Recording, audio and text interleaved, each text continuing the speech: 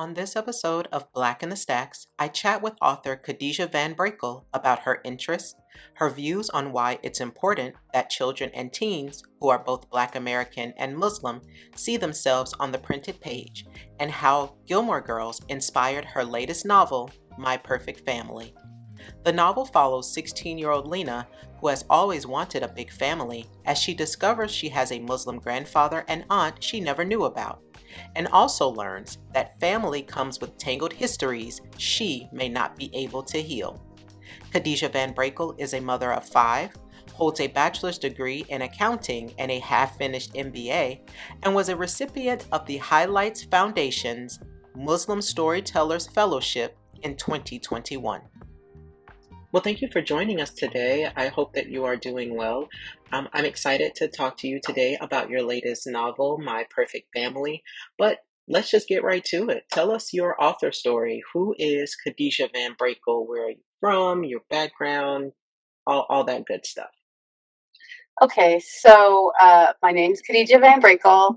My parents were born in Boston, but my sister and I were both born in Canada. So we spent the formative years until I was probably 16, 17 in Canada. Then we moved here. Writing was definitely not what I thought I was going to do. I love to read, and I always have. My background is I have an undergraduate degree in accounting and a half finished MBA. So it was definitely not on the horizon as far as I was concerned. um, Once I found out, it was probably 8 years ago, that there wasn't a single contemporary young adult traditionally published book in with Black American Muslim main characters. That's when I said, okay, we got to fix this because my daughters weren't represented. I have five kids, and the three middle are daughters, and one of them was really a reader. They're all readers, but one we went to the library looking for books and we couldn't find any, and we asked the librarian, and she was like, "Yeah, I'm sorry, we don't have it." So I was like, "Yeah, this is not good." So I decided to start writing. Um, you've written other books, but we are here to talk about My Perfect Family. So without giving too much away, can you tell our listeners just a little bit about what the book is about? So the protagonist, her name is Leena. She's a 16-year-old high school sophomore, and what she's always wanted was a big family. It's just been her and her mom. She's been raised by a single mom. So when she finds out that not only does she have extended family about an hour away from where she lives in Albuquerque in Santa Fe, New Mexico, she finds out that both her grandfather and her great aunt are Muslim. So then the deep held family secrets start to unravel. So I think of it because my inspiration was the fraught mother daughter relationships in the Gilmore Girls, but within a fractured Black American Muslim family. Yeah, I read that. And so I was curious about how you would take um, elements from a show like Gilmore Girls and translate or adapt them to a Black Muslim American family. So, like, what was the approach when you started the writing process for this book?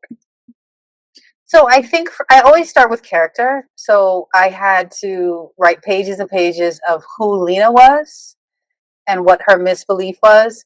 And also, I am drawn to writing universal themes, and because the more difficult subjects like teen pregnancy and running away and deeply held family secrets are not necessarily openly discussed in my faith community, that's why I always start.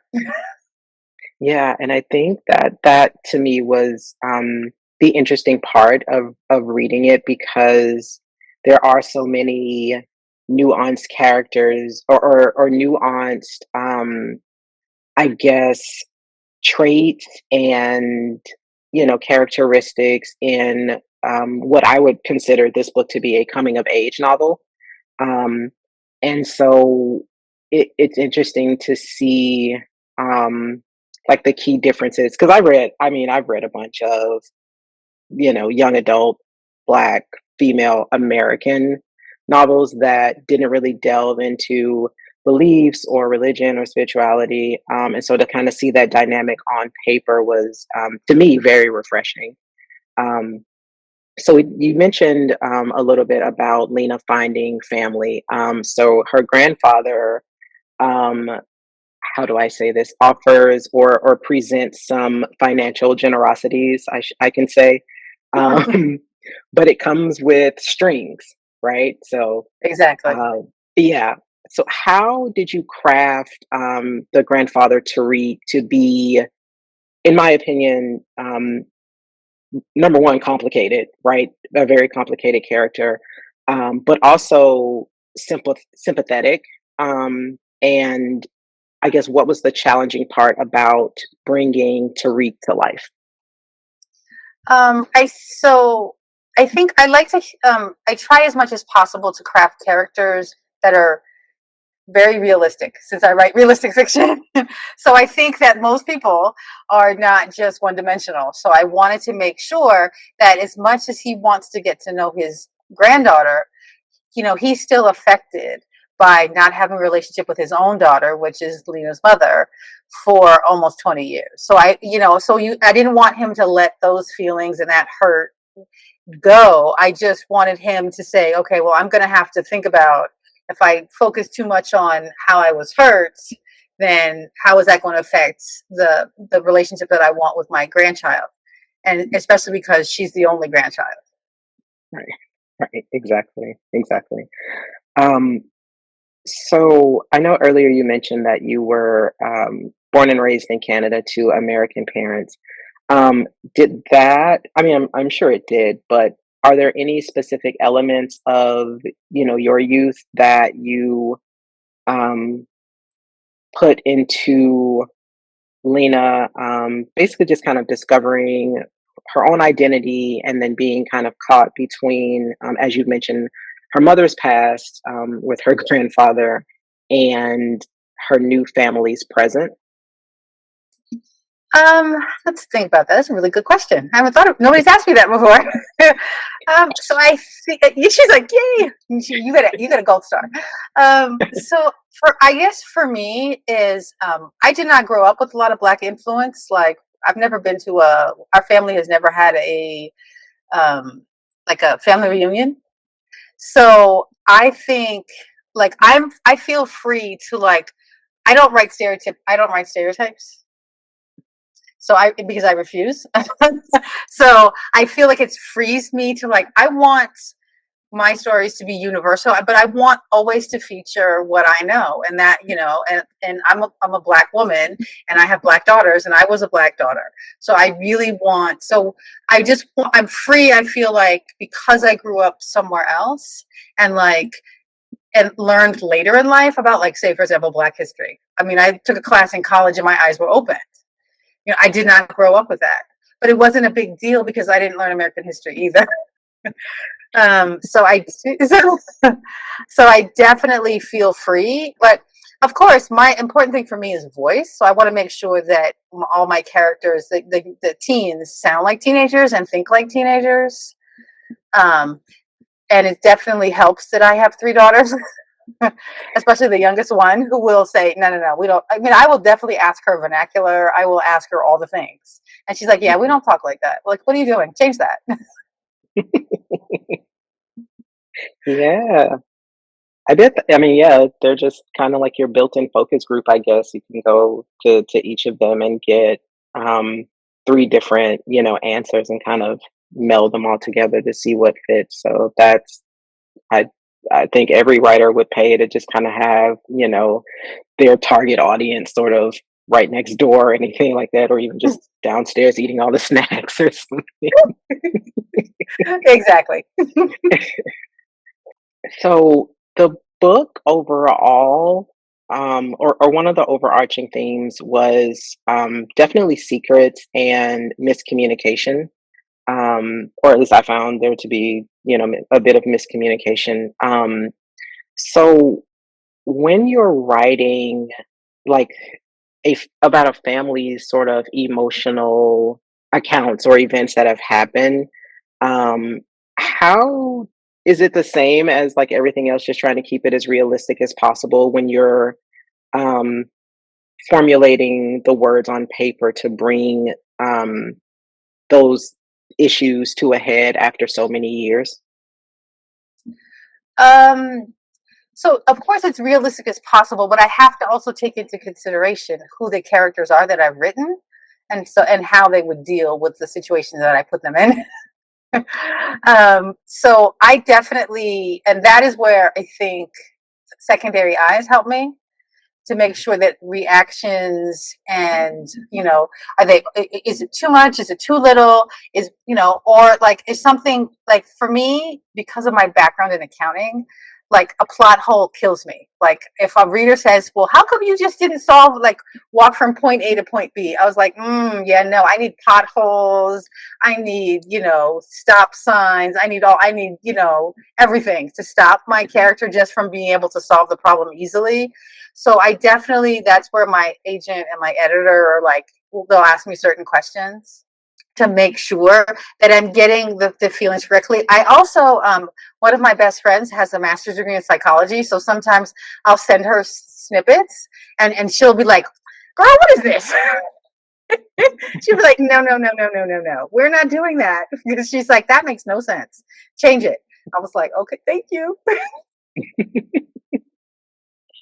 Um, so the book also, um, from the title, sort of suggests, or gives me the feel of like an aspirational ideal. Like maybe that's something that Lena is desiring or wanting. Um, in your point of view, what does the word perfect mean to Lena at the beginning of the book versus the end? So I think at the beginning, because she's only known just her and her mom as a two-person family, she she thinks that the grass is greener on the other side, and that having an extended family to attend graduations or birthdays or the holiday season, and she's never really had that. So she thinks, oh, but if I just had this. So I think for me, like the log line is sometimes getting what you want threatens what you already have. And I think that Lena throughout the story learns that because she did not expect the family drama that came with this long lost family. Yeah.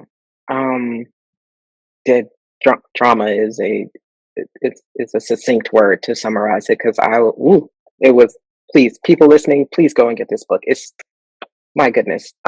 um, it, and I can kind of like, as a fan of Gilmore Girls, like that mother daughter relationship, that you know it doesn't quite mirror my life, but there are elements, as both a daughter, who was raised by a single mother, but also as a mother who, is raising a daughter and has, my own. I have my own dynamic with my daughter, but I'm married, and so it's completely different for my daughter growing up with two parents in the household versus my experience growing up with just one.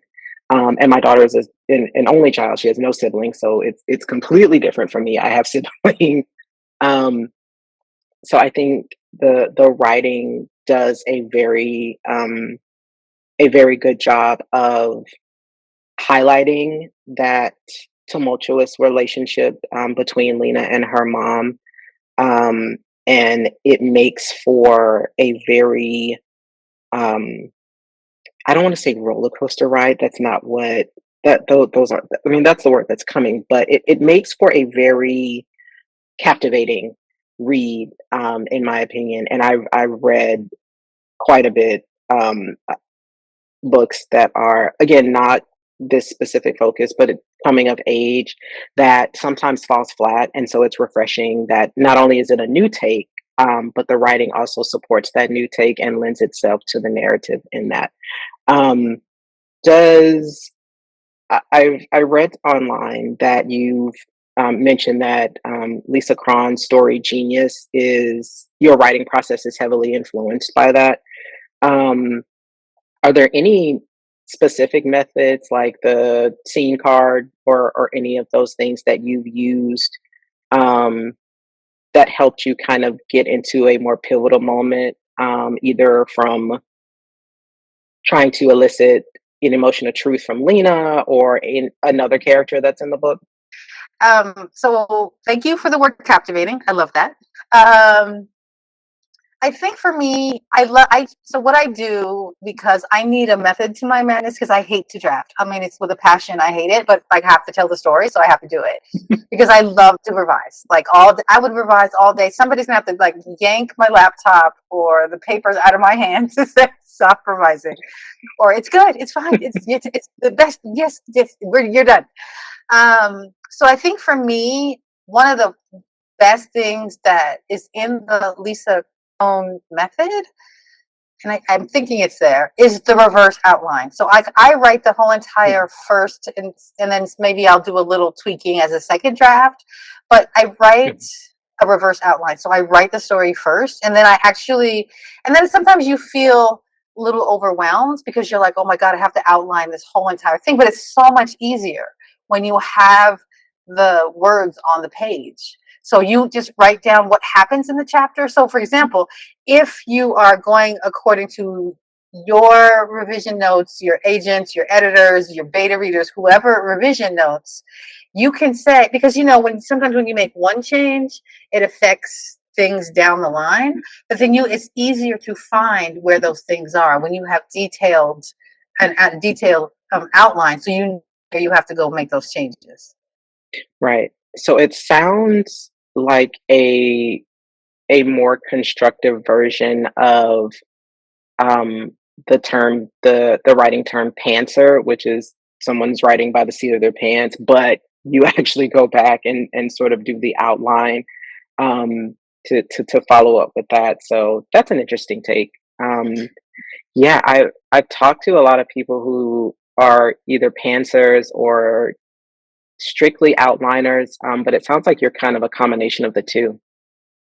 Well, I was a pantser, and it did not work for me. My first young adult novel that not even my agent has seen yet, that never got me an agent. It was so hard to write and revise because I really didn't have an idea. So I think Lisa Krone's Story Genius worked so well for me because I write character-driven stories, and lot of character work. Like you even write 3 scenes to get to understand your character's misbelief, to form it, to cement it before page 1 of chapter 1.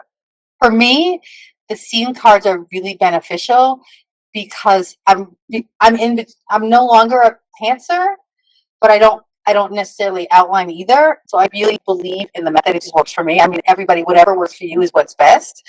But what works for me is Story Genius. And so every single time I have an idea and I start a new project, if it's a novel, I read Story Genius again.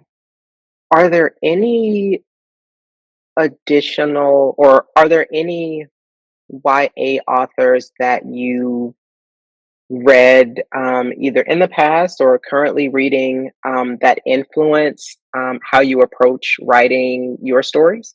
Not necessarily how I approach, but just even the fact that I'm writing, because I'm just gonna be honest, I've never wanted to write about sunshine and rainbows. Like I want to write about the harder subjects because I feel like this is, in addition to the lack of books with teenagers that have the dual marginalization that I share, they also don't talk about the difficult topics and situations and issues that our teens face. And it's not just Black American Muslim teens, but all teens can face. I try to write universal themes. So, for example, after I read Speak by Lila Hales Anderson, all three of Tiffany D. Jackson's coming of age novels, especially Monday's Not Coming, Jennifer Niven's All the Right Places, and then the last one was I Am Not Your Perfect Mexican Daughter by Erica L. Sanchez. I literally I mean, I just dove into those books and they gave me permission because it was like, oh, okay, so it's not that teens can't handle it. It's just you have to make sure that your story is compelling and it's well written and it's relevant.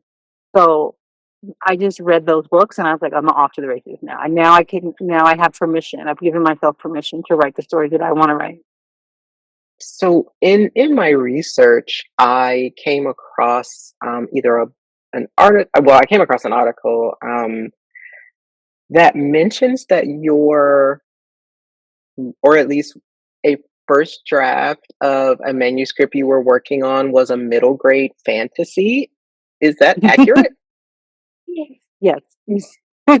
So when I started writing, because when I draft um, contemporary young adult, I read young adult fantasy. So I really like the genre. I don't. I'm way too anal to be able to write it because, like, for me, it would be like, what's the monetary system? What's the government like? What's taxation like? Like, it would just go on like, ad nauseum. So, because of my love of fantasy and all things Lord of the Rings, um, I said that, so I had an idea. So, and it was really bad, and it's still really bad. It's like 25,000 words of really terrible, no character development, no, not like none of the things. And, I probably will never, ever, ever. I mean, I go back to the idea, but I will never go back to try to fix it because I mean, I would have to like scrap everything because there was no world building done. Yeah. And I love Sabra Tahir and Tracy Dion and Suzanne Collins. Sunrise on the Reaping. I just read. Oh my God, it's amazing. So I would definitely no. There's no way. I want my name has to be on something like that. So I would not probably write that right now. That's my imposter syndrome.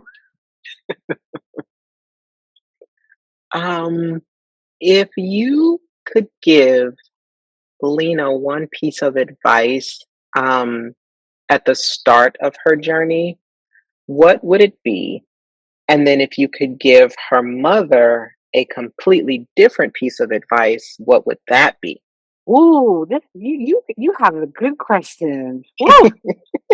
Okay, let me think. What would I tell Lena? I would say try to put yourself in your mother's shoes Mm, because as the secrets unveil and she's disappointed and she's hurt and she's upset and all the things, it's try your best even though it's hard. She's 16 and part of her feels like betrayed, by the only person that he's ever known as family.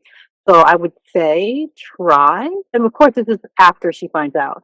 So just try to, have just a little bit of empathy and, and just maybe not be upset as much if that's even possible. But you could at least, attempt.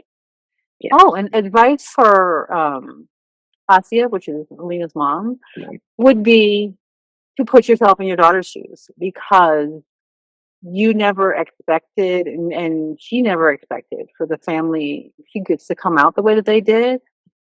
So try to remember how you felt when there was situations that you weren't really fond of as a teenager that mhm. led you to distance yourself from your own family. So I would say try to remember that. And it's really difficult because I think that the trauma that especially the mom is dealing with was never dealt with. Yeah, yeah. Um, if you could give our listeners a couple of words to describe the ending of the book to encourage them to go out and pick it up, what would those words be? Woo! Um, I think it's really hard for me to use one word because I'm very loquacious. Go As you can for it. probably tell. So I think for me, especially about the ending, for me, I want them to come away, especially teenagers. Of course, all readers, but especially teenagers, that family should not be defined in a really strict sense. And I Mhm, really want them to come away with that because I really feel like Lena and her best friend Dee Dee are, even though they're best friends, I think I wanted to portray them as closer than some sister relationships. mhm, So I think definitely I want people to expand their definition of what family is. And then I want to think about, I want them to see her journey and also to maybe think about her journey in relation to their own, so maybe some of the things that they can relate to and think about forgiveness mm, yeah. and what that looks like. Right. I was And about it to could say. look like nothing. It could look like that it's unforgivable. But I want them to be like, okay, do we, how is Lena feeling at the end versus at the end of the second chapter? Right. Right. Yeah, I was about to say, like, Hmm. what does forgiveness look like, right? It looks Hmm. different to everyone. So yeah, I'm glad you mentioned that. We're locked in. I love this. Yeah, I spent a lot So of time with this one, with this book. So so I know a little bit about what is the other book that you Fatima Takes the Cake? Fatima takes a cake. Hmm. Fatima. Yes. Um how how are those characters, because that character is also another sort of young adult Muslim woman. Um are they Is Fatima similar to Lena, or are No. they okay? How how are they Okay. different for anyone who So picks up both books? So Fatima Tate, she's first of all, she's a high school senior, and she knows what she wants to do. Unfortunately, her parents, especially her strong-willed mother, does not want her to become a pastry chef. If you look at the Yeah. cover, you can see she's holding bakery tools. Mhm, So it's because her, especially her mother, has other plans for her, which involve marrying a young man from a wealthy Muslim family here in Albuquerque, and she does things that are little. Because she's driven. So, for example, there's a Great British Bake Off bakery competition that she's a part of, and and she wants to do well, but she has to keep it a secret. So, of course, there's a love interest. So my editor, so um, so correctly used the term faux, like the word faux French, FAUX, which is mhm, fake. Right? So it's a mhm, fake romance because the love interest, Raheem, uh, I consider him the Pied Piper of parents, which is he's charming until he's not. And Lena mhm, discovers that at the end. right. Before we get into the last couple of questions, which are kind of the ones I ask everyone on the show, with the Hmm. exception of one fun one that is specific that I would love to get your answer for. Is there any sort of, or is there anything that else that you want to say um, about My Perfect Family to give someone who's hesitant or just kind of on the fence about going out and purchasing it? Um, so again, I mean, it's a coming of age story. Um, I think, maybe read an excerpt and see, on whatever platform that's possible. I'm not sure if on Bookshop or when you support indies, but if it is possible to go on Bookshop and see if there's an excerpt, or on Google Books, I do know that sometimes you can read excerpts. I don't think of course it's not up yet because it's not out yet, but Yeah. just and get a feel for it. I think definitely get a feel for it, and and sometimes for example, if you have an e-reader, and sometimes you can download a sample, and Hmm. I think you could take those kind of things, and because I really feel that the universality of the story will appeal to a lot of readers, and but of course, it's not everybody's cup of tea, and that's fine. But yeah, if you want to just give it a chance, I appreciate it. So now we get into some of the more, I guess, nuanced questions that I ask everyone else. So, what, if you can think of one thing, what's one thing you will always be proud of? I will be proud that I didn't give up, that I is perseverance. Because, like I said, I do my first young adult contemporary is still sitting on my hard drive, and it's 81,000 words of it needs a revision. But it's about predatory grooming, and it was, Mm, I did have some, agents who were just like, it was a really hard topic for them to swallow. That's because, again, the character is a Black American Muslim. So I think for me, and I overqueried it. I know I did, because I probably queried it to like mm, 100 agents, and perseverance. And I'm that person who is like, maybe I'll just go work at the IRS. Because I don't know if I can keep doing this. But I was determined after that when I wrote the first one, Fatima Tate, and then now subsequently My Perfect Family, that I was going to, like, I had to get my method together and my writing process, so that I could write the best book possible. Because um, even though I've had, snide comments to the sides of my face, though, about, oh, it must be so easy for you in traditional publishing because you're Black and Muslim. And I was like, really? Is that what you think? No. Right. Exactly. Especially when there's not that many traditionally published books in contemporary YA that feature Black American Muslims. I can count probably on one hand, and two of those are mine. Um, Yeah. so I definitely think perseverance, and you just never know. And of course, everybody's different. And if somebody doesn't want to traditionally publish and they want to self-publish, I mean, I applaud them, because I don't have those skills. Like, you have to edit and format and, all the things that I'm Hmm. like, "Well, I can't draw to save my life." Um, but I definitely think that perseverance is first and foremost. And I have a card, and I think there was a different question that you asked me, but this is also applicable. I have a card that on my desk that says, "Why did this story mean so much to me?" And the story has to mean something to me for me to tell it. Mm. And my girls have to be given an impossible choice. I think you may have answered it a little bit, but I'm going to ask anyway. What's Hmm. the most surprising thing you've learned about yourself? But I can actually write a book. I never, because I love to read, like, literally, if there are people, you see these things sometime, and you're like, if we gave you $1 million, could you stay in this room with food and a bathroom and, no TV, and we just gave you, could you stay in this room for every day you stay in the room, you get this much money? I'm like, oh my goodness gracious, if my kids and my family would take care of, I'm like, come see me in a year. Right. I'm good. I don't need the internet. Just give me the books that I want, or just give me the internet so that I can search up books. Um, yeah, no. So I think that, because if I had $1 for every time somebody says to me when I find out that I'm an author, that, oh, always had an idea, I've always wanted to write a book, I'm like, then do it. And they're like, oh no, I don't think no. Mm-mm. My background has nothing to do with writing, and if I can do it, anybody can do it. So I think the fact that this is something that I'm like, I want to tell stories. Yeah.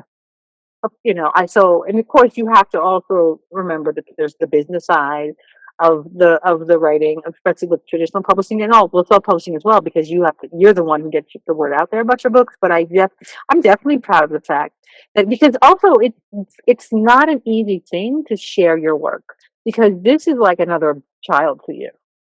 And Hmm. and if you've tried your best and put your heart and soul and everything, it's debilitating if you get somebody who's like, it's horrible, it's awful, I hated it. For that reason, I don't read reviews at all. Like, of Yeah. course, if my editor sends, like, because I'm very grateful and happy that My Perfect Family has received 2-star reviews, trade reviews already, even though it's not out yet. But like, I don't read reviews on Goodreads, on whatever site, on Amazon. I don't read them. I have a Hmm. friend, an author friend in Florida, who sends me, um, like, if she sees a review about for one of my books, she will cut and paste it, send it to me, because I don't read it. Yeah, I've heard that too, where people have said that they don't read reviews unless it's like an absolutely glowing one. And even then, it wasn't because they went and sought it out. It was because their publicist or their editor or somebody saw it and sent it to them as a way of encouraging them. But yeah, as I was very hesitant to start this specific podcast, and I had the idea for it years ago. I just that imposter syndrome. Hmm. um, but I knew that there were podcasts or blogs or whatever you want to call them that catered to reading and writers and authors and stuff like that, but they pretty much talk to everyone.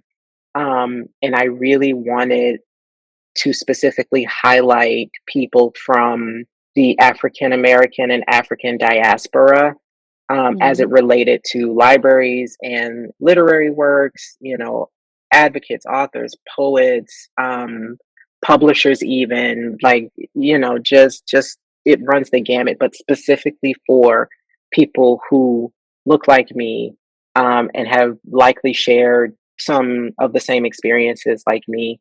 But yeah, I was very hesitant, and I'm thankful that there's no way for anybody to like really review this in a, a Goodreads format. Like all I get is, I've gotten the occasional, well, the audio is this. I'm like, I'm experimenting. Leave me alone. Let Hmm. me own my craft. But yeah, I get that, the protective aspect of it, because you're creative, and um, especially when you pour your heart and soul into something and it just gets ripped to shreds. Sometimes Hmm. it can take a toll. But Exactly. But congratulations, you. I mean, you did it. yeah, yes, thank you. Mhm. Um, what books or other creative works are currently occupying your time? Like, what are you reading, if anything, right now? Oh, let's turn around. You can't see this, but I have books everywhere. My TBR is ridiculous. So books that I need to finish are All My Rage by Saba Tahir. Tracy Dion's second book, Bloodmark. Oh, I haven't even started, Mm, but I have Oathbound because I needed to have all three, of course. right. Um, um, there's a book for one of my Muslim storyteller mentors, S.K. Ali, fledgling her first YA fantasy, which I have, and I'm looking right at it, but I haven't read it yet because it's been a little busy. And then I also have dived into a few adult books. So I've read one Kennedy Ryan, one Tia Williams, and I'm loving it. Mhm. So those are the things that are like around that surround me right now. Okay. And so I know My Perfect Family is not out yet, but have you started working on anything either new or revisiting something that's been a previous sort of work in progress? Well, actually, my agent has something in a different genre that is with her at the moment, and I have started. I actually start. I finished my all my processes, and I'm probably 4 chapters into something in a totally different genre. It's contemporary, but it's not an adult. Then I do have a contemporary middle grade that I started, but I had to take a break, a pause when I had to do edits and stuff like that for my third family. So I haven't looked at that in probably a year. Um, and that's sort of me not knowing, like, because my 14-year-old, oh, he's a high school student, now this year, but he's always like, how come you just write about girls? And I was like, I don't know. So I'm trying to come up with, an idea. I have to have a possible choice, but I'm really influenced as far as the middle grades by Judy Blume because I read every Mhm. single Judy Blume book when I was old enough. Well, I Mhm. don't know if I was old enough because there was no such thing as book banning, and I would spend like whole afternoons in the Yeah. library. And there was nobody saying, "Oh, don't go over those two adult books. Don't go over that, young adult books." Right. There was none of that. So I read what I wanted to read. So yeah, definitely. My mother never asked what I was reading. So and my sister, she was like, okay, whatever. So yeah, so I really want to write a middle grade in the vein of Judy Blume, but like to think that like Judy Blume meets some of the middle grade books in verse that I've read. Other Words for Home by Jasmine Warga, like took my heart and ripped it out and then put it back. I don't think I could ever. I need all the words because I talk a lot, but Yeah. I want the emotional impact of that book. Hmm. Okay. Well, I mean, you've mentioned it a couple of times, but what role um, have libraries played in your life, and do they still play a role in your life? Yeah, they made it. But first of all, I need for other authors to recognize and realize that we're writing the book, but it takes a lot of hands when you're talking about getting books in the hands of your target audience, especially for kid lit. I mean, not so much for teens because if they find the book Yeah. then, they have their own ways. But, if they're finding it through their school librarian or their public librarian. So I think for between indie, booksellers and librarians, teachers, English teachers, authors and, people like you who are, putting in the work to be like highlighting authors, I think that we need to be the biggest proponents of libraries because even though, yes, you want to sell 1 million trillion copies, yes. But guess what? Libraries buy books. Hmm. And also, you want to reach your target. At least for me, I want to talk to teenagers. I want to tell them, especially teenagers who, like, if you don't find a book that addresses something that you think should be in fiction or even nonfiction, I want to encourage them to write it. I want them to also take up the mantle and say, okay, I'm going to tell my story. And I want them to know not to take especially a traditionally published book and say, oh my God, it's so good. I will never be able to write like this, because they need to understand how much revision went into that. Not just with the author, not just with their agent, but with the publisher, with you did developmental edits, you did copy edits, you did line edits, like all the things. So I tell people in person all the time this. I'm like, please, please, please do not pick up one of my books and think you could never write something, because you could probably write something better. I believe in you. But because, it's work, and it's not like, and that's why of course we know that when we see television shows or movies that show like a writer's life is just so easy, and they see that the whatever and they just crank it out, and then, in 2 weeks it's out, it's on the bestseller list. Right. You're like, I don't Yeah. think so. Yeah. So let's not get, an unrealistic expectation. I love libraries. Like a lot of times, like that's my safe place. Like I still use them. If I can support a local library, especially here, I will do it. Do you want to talk about this? Do you want to talk about that? I have to be careful because I did attend one library group, and I felt like some of their participants were like, "Oh, well, she's a traditionally published author. What do you think?" I'm like, "Yeah, no, yeah, no." I'm like, everybody's what they have to say is valid. Now, if you're going to talk about something that's about traditional publishing, you're just blatantly wrong. I will correct you. But like my opinion holds not more sway than somebody else, especially if we're talking about a middle grade title and you're talking to middle grade that target audience. Listen to them. Don't defer to me. Listen to them and see what they have to say. So Um, yeah, I love libraries. Good to hear. Good to. Yeah, I've been, and I guess it's a little different for me because I do have my MLIS, so I am a Hmm. trained librarian. But yeah, it's always weird when people find out that I am a librarian. It's immediately like, well, what do you recommend I read and this and that? And I was like, number one, I don't do that anymore.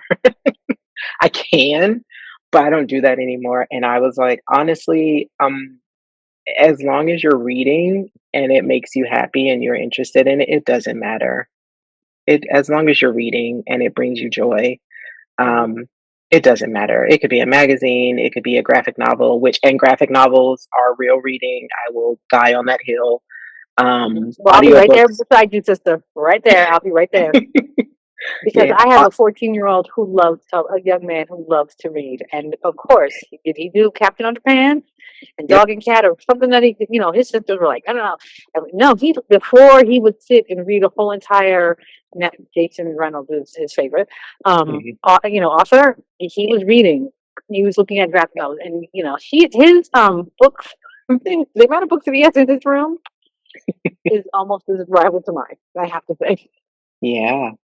And also like graphic novels for me are a way to engage even the most reluctant reader because and I worked in a middle school as a school librarian, and the majority of my reluctant readers gravitated towards graphic novels because they felt like they were, in their words, less intimidating than a Hmm. regular book.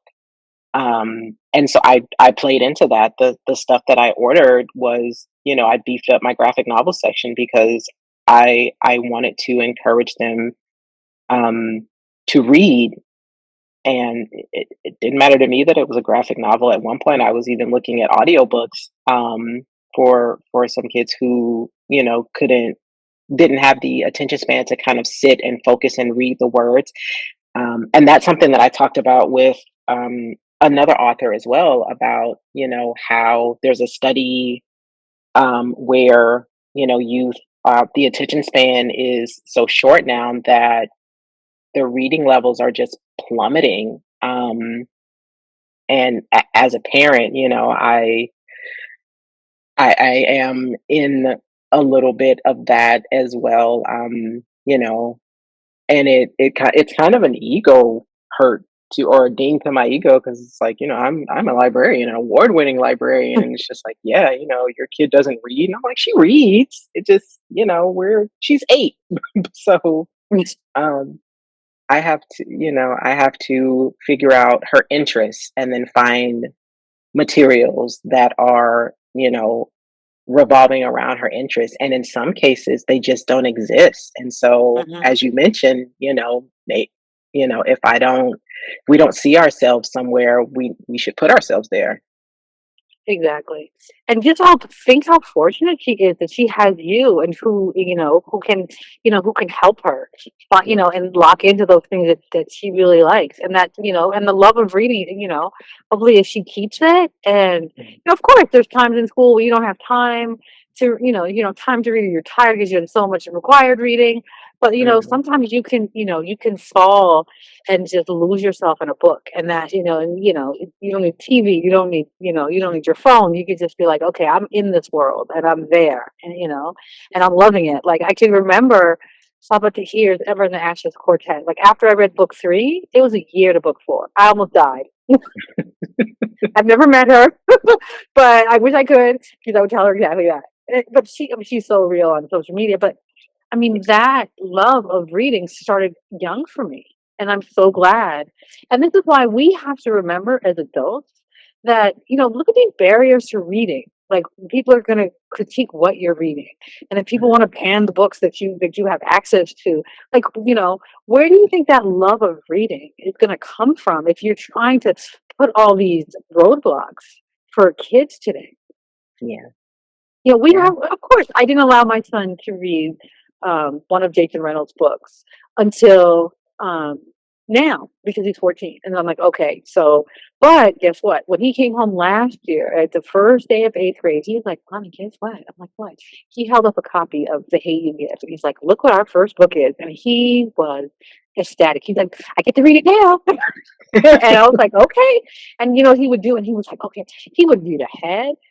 Yeah. He would just be like, "I'm gonna ace this test," and I'm like, "Okay." And he was like, and he has never seen the movie.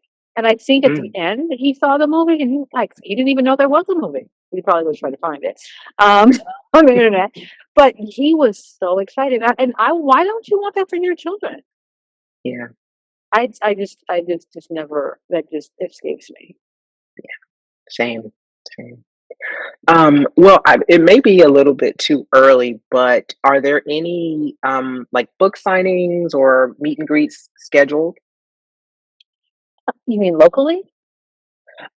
Yeah. Oh, okay.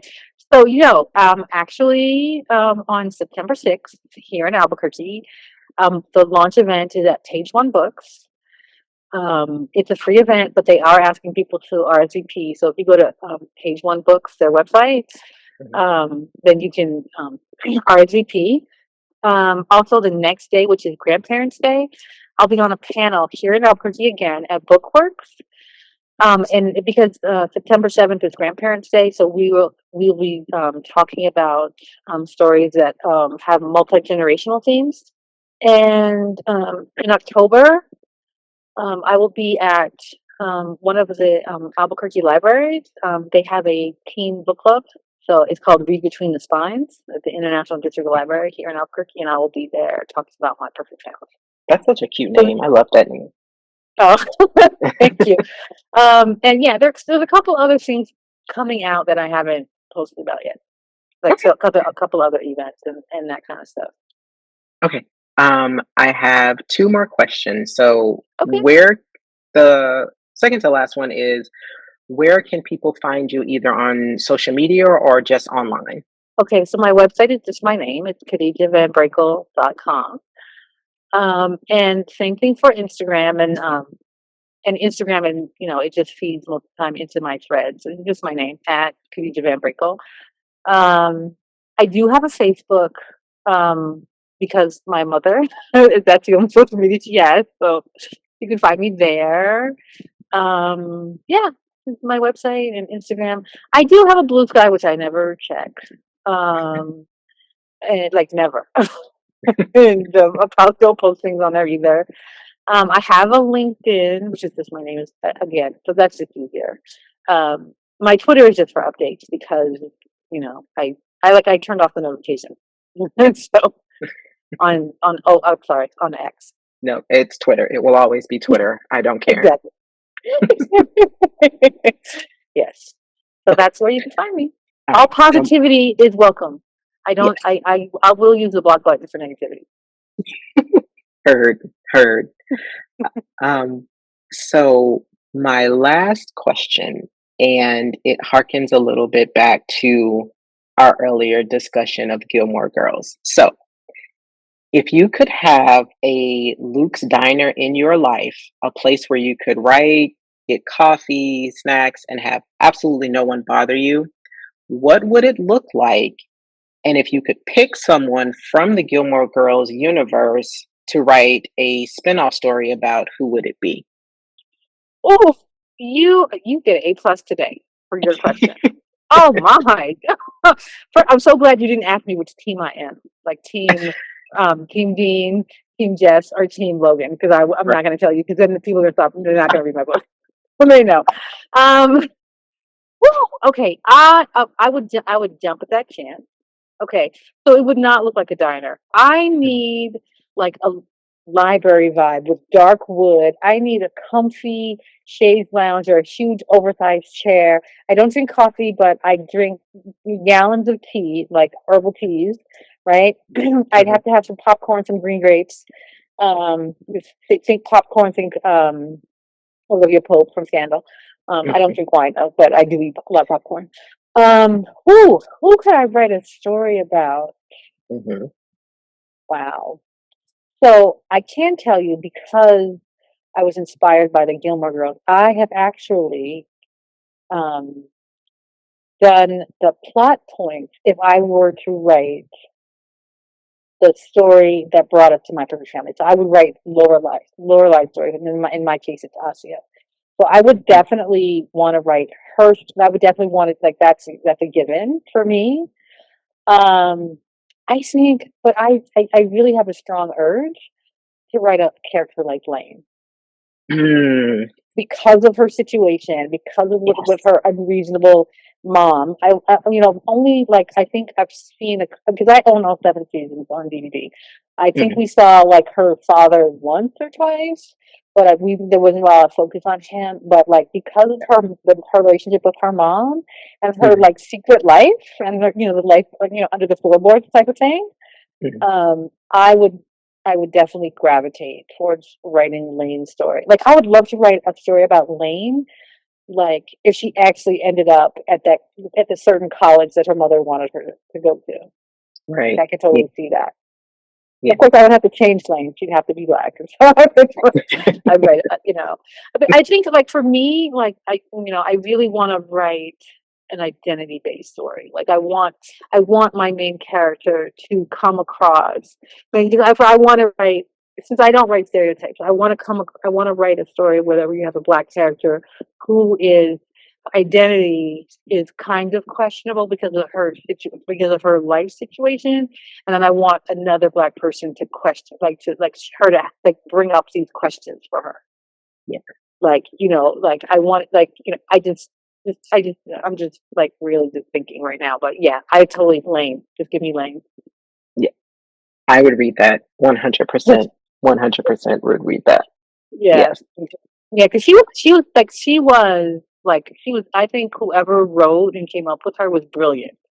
Yeah. Because it showed like she had a safe space, which was her best friend Rory, which was Lorelai's Right. house, and you saw that from like whenever she would, when she had the band and she had all the hidden things.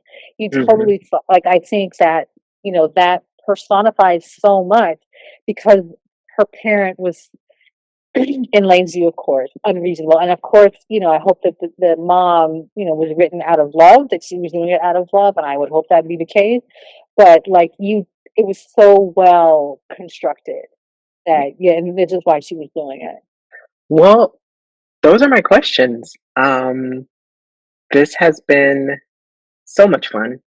And I'm so excited for everyone to get a chance to read your latest publication. We always hope for bestsellers around here, so I'm putting that out into the universe for you. Thank you, and I totally appreciate you, and I'm so glad that you took the chance on yourself for this interview, for this podcast that you have, Blacksmith Stacks. It's just amazing, and I thank you for inviting me. Thank you, thank you. And I would love to, like, once the book is out and people have had the chance to read it, I would love to have you back and kind of do a deep dive on it if you're willing. Oh, definitely, I am definitely willing. If people want to be like, "How could you do this to me?" I'm so sorry. But yeah, do you understand why? Right, right. Yeah, exactly. Yeah, definitely, because I want to hear from, I can take constructive criticism. I just don't take negativity. I don't Right. take, meanness just for meanness, or how could you? No, I'm no. Sorry. Next. I don't do that. No negativity. Perfect way to I'm end. good. I hope you have a wonderful evening. You too, and have a great weekend. Thank you. Same. Okay. All right. Bye-bye. For more information, you can visit us online at www.blackinthestacks.com and find us on most social media platforms at Black in the Stacks.